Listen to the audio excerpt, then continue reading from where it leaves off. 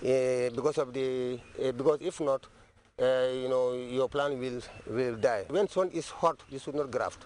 When the sun is hot. And secondly, when there is wind also is blowing, don't allow you should stand against the wind, so that all those are factors that affect the board when we are making board grafting. The rootstock also we use these local varieties. That's Sierra Leone, some call it command, because it's a variety that is very common in this country. It's very resistant to drought and diseases. This is why you use this rootstock. And you can use another rootstock. And secondly, when we are grafting also, as you see, you can find out that these seedlings are tall. When you are grafting your seedling, it should be twice thicker as the pencil, so that's the time where you can board your seedling while it is very young. So that when you graft, it will be easy for your plants to establish. That's another important factor in it also. So you see, he's just taking care of it. And in grafting also, you have different type of grafting. You have side grafting, you have keep grafting, top grafting, whereby you just operate the upper part here. You just insert your wood on it. But sometimes this is the most advisable one, so that when it dies, when it fails, you can just use another side of the your rootstock. Yeah. But the moment you put it on top, when it fails, sometimes it will disturb your plants. This is why it's always advisable when you are making grafting, just do a side one. Okay. That is more advisable. Okay. But there is different way of. She's going to put some plastic bag cover it. Okay. That also it helps the woods to quick, so that if the woods is going to take maybe 2 weeks or 3 weeks, the moment you put this plastic bag on top, it will also reduce the longer time, so that the humidity inside the plastic bag will force the wood to establish as quickly as possible. Okay. Yeah. What's the importance of grafting? To shorten the lifespan of the tree.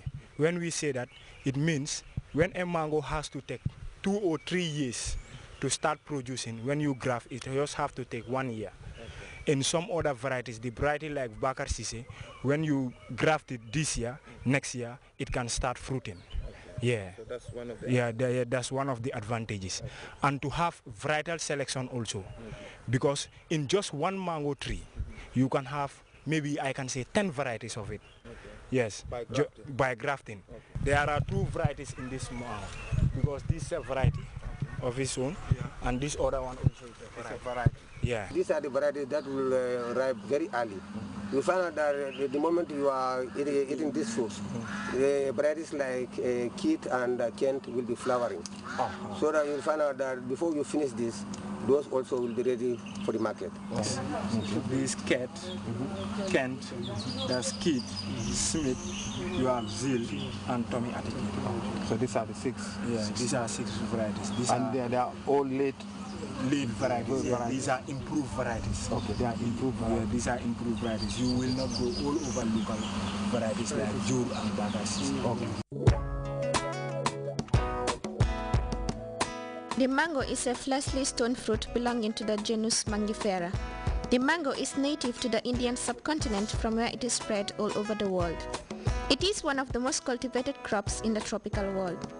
In several cultures, its fruits and leaves are ritually used as floral decorations at weddings, public ceremonies, and religious ceremonies. Mango trees grow up to 35 to 40 meters tall, with a crown radius of 10 meters. Some specimens still fruit after 300 years. The fruit takes 3 to 6 months to ripen. The ripe fruits varies in size and color. Cultivars are variously yellow, orange, red or green, and carry a single flat oblong pit that can be fibrous or hairy on the surface, and which does not separate easily from the pulp. More than a third of the world's mangoes are cultivated in India alone, with the second being China. The mango is the national fruit of India, Pakistan, and the Philippines. It is also the national tree of Bangladesh. In Hinduism, the perfectly ripe mango is often held by Lord Ganesha as a symbol of attainment regarding the devotee's potential perfection. In Australia, the first tray of mangoes of the season is traditionally sold at an auction for charity. In the West Indies, the expression to go mango walk means to steal another person's mango fruits. This is celebrated in the famous song, The Mango Walk.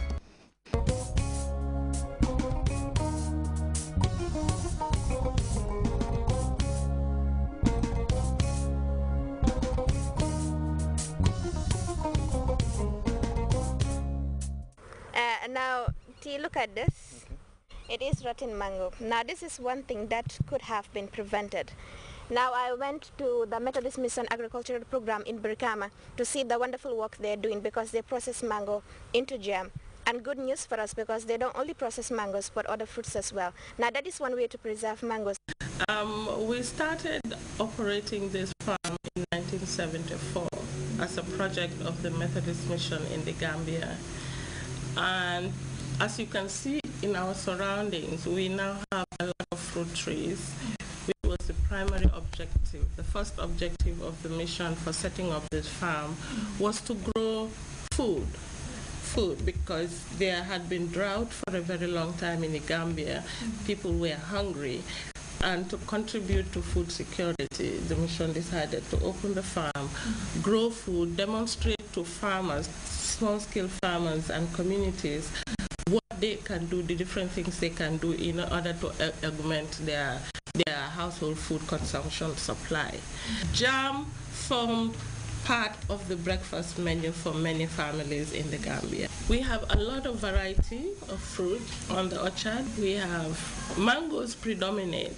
That's what you see as soon as you come in, that's what you see. And we have lots more of them than we have any other fruits.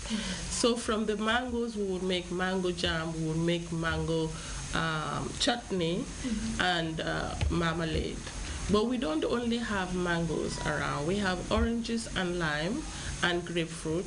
So we also make lime marmalade, orange marmalade. We make lime jam. We make a combination, a mix of lime and orange marmalade. We also, until 2 years ago, we had a farm where we grew lots of vegetables. Also on site, we grew lots of vegetables, and that also allowed us to be able to do pepper sauce. In fact, over the years, our pepper sauce actually has become our favorite product. We've also made cashew jam. We've tried our hand at cashew jam because we have lots of cashew trees as well on the premises. Actually, this is not even half of what we do as the Methodist Mission Agri Program. A lot of our work is out in the villages. For example, in the past 1 year, we were implementing a project funded by the European Commission where we worked with 10 communities in the North Bank and the Central River region. And in that project, we supported those 10 communities to restore the natural resources that they have in the communities. They cut down trees because they need more land for farming. And then while they are growing more food to eat, they are also destroying the environment. So we go and work with these communities, show them skills that they can use, practices that they can adopt to revive the forest in those areas, and to help them not only revive the forest, but make use of the forest resources as food for the family and to generate income. We work with them to grow mangoes, to have orchards. And when those mangoes mature, of course, they will eat some, they will sell some to generate income. In other communities, as part of these 10 communities, there were those we worked with to grow wood, fuel wood, trees that would give them wood for fire, not only to make fire, but also to have timber that they will sell again to generate income. Yes, teaching them on how to protect the environment. And one of our core activities actually is environmental protection. So we do agricultural production where we show them how to